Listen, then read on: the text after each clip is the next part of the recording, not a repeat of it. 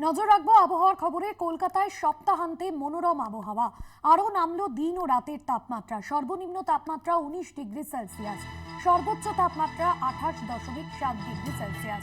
সকালে হালকা কুয়াশা, বৃষ্টির সম্ভাবনা নেই। দক্ষিণবঙ্গের প্রায় সব জেলাতেই শীতের আমেজ থাকবে। আরও নামলো দিন ও রাতের তাপমাত্রা। তবে আলিপুর আবহাওয়া দপ্তর জানাচ্ছে যে এখনই জাঁকিয়ে শীত নয়। সর্বনিম্ন তাপমাত্রা 19 ডিগ্রি সেলসিয়াস। দক্ষিণবঙ্গের সব জেলাতেই শীতের আমেজ। সপ্তাহান্তে শীতের আমেজ উপভোগ করবেন রাজ্যবাসী, তবে জাঁকিয়ে শীত নয়, এমনটাই বলছে আলিপুর আবহাওয়া দপ্তর। শাশ্বতী রায় প্রতিনিধি রয়েছেন ফোন লাইনে। শাশ্বতী, বঙ্গে এখনই জাঁকিয়ে শীত নয়, আগামী কয়েকদিন কিরকম আবহাওয়া থাকবে কি জানাচ্ছে হাওয়া অফিস?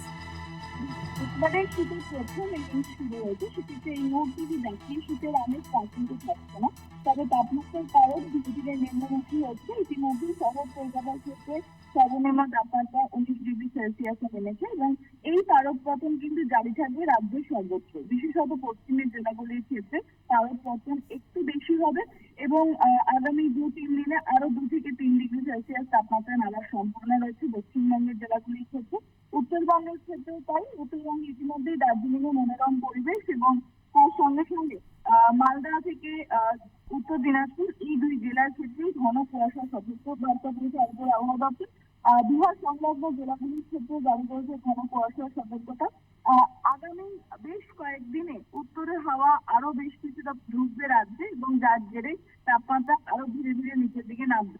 তবে জাতীয় শীতের আমেজ পেতে গেলে এখনো পর্যন্ত ডিসেম্বরের প্রথম দিক অবধি অপেক্ষা করতে হবে রাজ্যবাসীকে।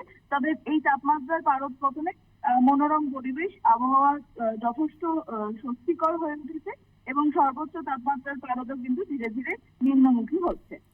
ধন্যবাদ শাশ্বতী। আগামী কয়েকদিনে দক্ষিণবঙ্গের সব জেলাতেই শীতের আমেজ। সকালে হালকা কুয়াশা, তবে এখনই জাঁকিয়ে শীত নয়। দক্ষিণবঙ্গের সব জেলাতেই শীতের আমেজ উপভোগ করবেন রাজ্যবাসী।